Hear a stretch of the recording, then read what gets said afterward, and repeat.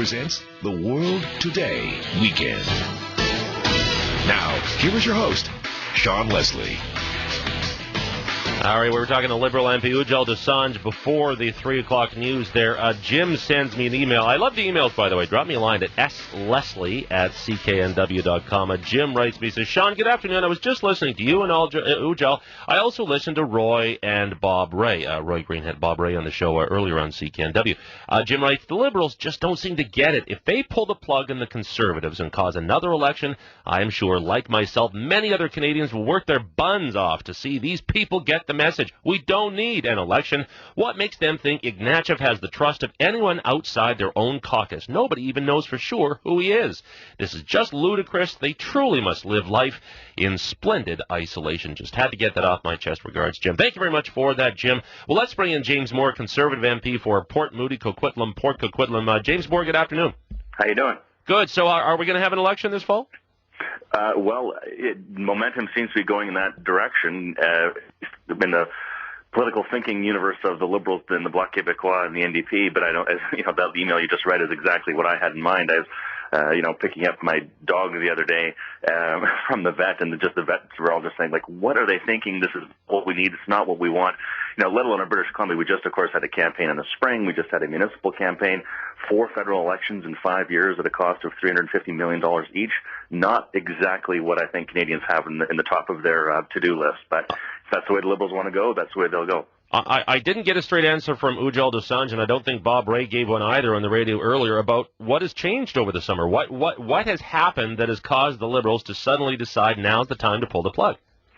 Well, that's obviously for them to answer, but I think what you're seeing obviously the bottoming out of the economy, which hopefully is in the rearview mirror for Canada. Of course, the economic recovery truly has to be global in nature for it to be sustained, and for Canada to see truly a long-term light at the end of the tunnel here. But domestically, we're seeing that the economy has bottomed out and is rebounding. 27,000 jobs in Canada in the month of August, whereas in the United States, 220,000 jobs were lost in the same month. So we're rebounding.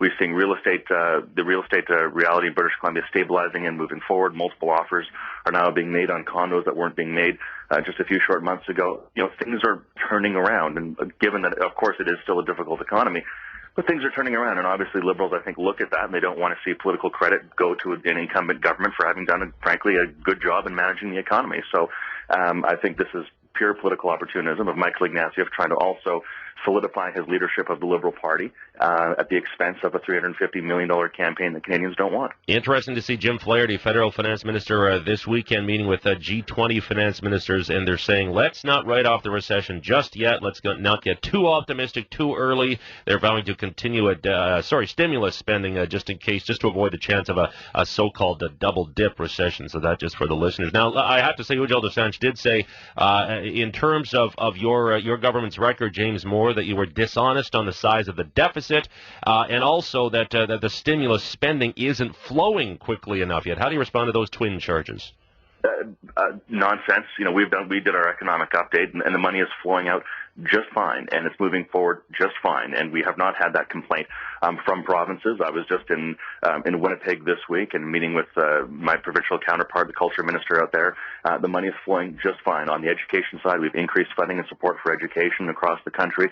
We have money flowing into infrastructure projects across the country. I know that it's happening here in British Columbia and Lower Mainland. It's happening across Canada. The money is flowing, and if Ujjal Dosanjh doesn't believe our economic forecasts, if he doesn't believe in the way our budget is structured, if he doesn't believe in the way that money is flowing, then why did he vote for the budget? If he doesn't believe in the forecast, he doesn't believe in what we're doing, he voted for it. He should be held accountable then. If he doesn't think he did a good job in the way that he decided to vote in the House of Commons, then he's making an argument for his own defeat in the next election campaign. And don't forget, Ujjal Dosanjh won his seat by 20 votes. So people of Vancouver South, if you don't want a member of Parliament who doesn't understand what he's doing in Ottawa and the way he's voting and doesn't have confidence in his own judgment, don't re-elect him. In terms of the deficit, though, that seems like a very unconservative number. I think the last I heard was a $52 billion deficit this year. Do you have any choice, though? And I know I'm throwing you a softball here, James Moore, but it's what I said to Ujjal Dosanjh, same exact question. Every government in the West seems to be having to run up piles of red ink. If you criticize stimulus spending for not going out fast enough on the one hand, I don't know how you can criticize deficit spending on the other. Well, that's exactly the hypocrisy that they've caught themselves in. They're not spending enough, then condemning us on the other hand for deficits. The reality is, whether it's a liberal NDP conservative governments in the provinces across the country or conservative government federally, every government has had to make a choice to make investments into the economy to make sure that money was flowing. We were obviously in a situation where people were not borrowing money at record low lending rates, and we're not pumping money into the economy at a sustained level in order to sustain economic growth and job opportunities. The government had to step in and make these kind of decisions. We did it. And don't forget, we tabled an economic plan in the fall of last year. The Liberals decided to get into a coalition with the Bloc Québécois and the NDP to defeat a government. We then prorogued the House of Commons. We came back with a different budget and a different way of doing things to face the economic challenges that we had. Ujjal Dosanjh voted for it. We're now halfway through the budget year of implementing the budget that Ujjal Dosanjh voted for. And now he doesn't want us to go ahead and do that. I don't know what he's thinking. I don't know what the Liberals are thinking.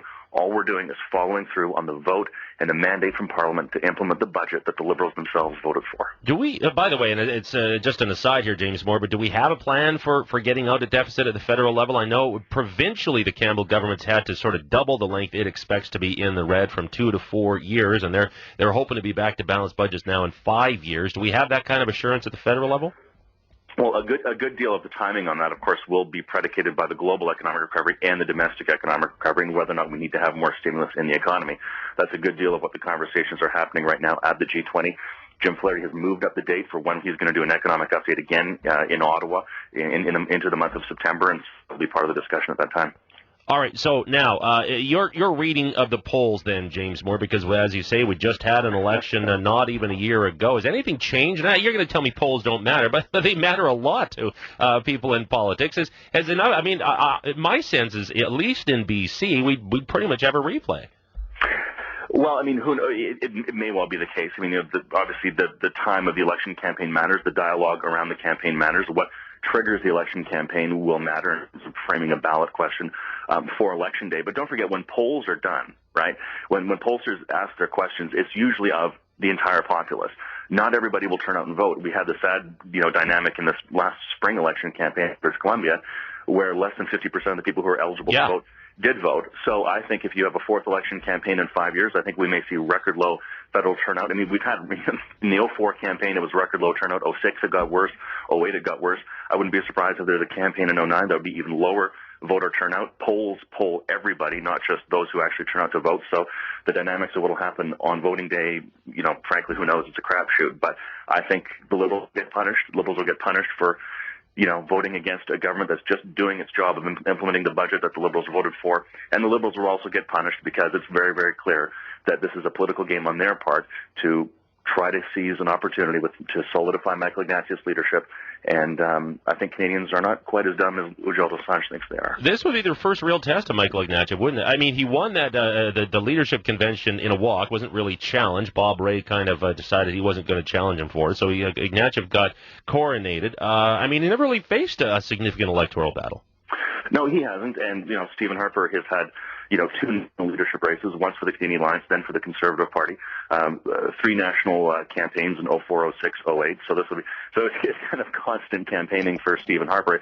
It does get exhausting. And I think, look, Canadians want good, solid, steady, stable, temperamentally moderate, thoughtful, effective government. They don't want constant campaigning. But we've had nothing but minority parliament since 2004. We haven't elected a majority parliament in 9 years. So it'll be a clear choice for the next election campaign. Do Canadians want to have constant election campaigns that cost well over $300 million per, rather than having steady, stable, competent governments that can manage and do a good job and then be held accountable at the end of a mandate? That'll be the choice. And, who knows as well, of course, that for the next election campaign, if the Liberals will do the same thing they did at the end of the last election campaign, which is Canadians elected a Conservative government, and then they turned around right away, a month and a half later, signed a document with the Bloc Québécois and with the NDP, and tried to force their own government on Canadians that they didn't want. That'll be part of the discussion in the campaign as well. James Moore, Conservative MP, Port Moody, Coquitlam, Port Coquitlam. I welcome your call, 604-280-9898, star 9898 on your cell phone, long distance toll free, 1-877-399-9898. We'll be right back on CKNW News Talk.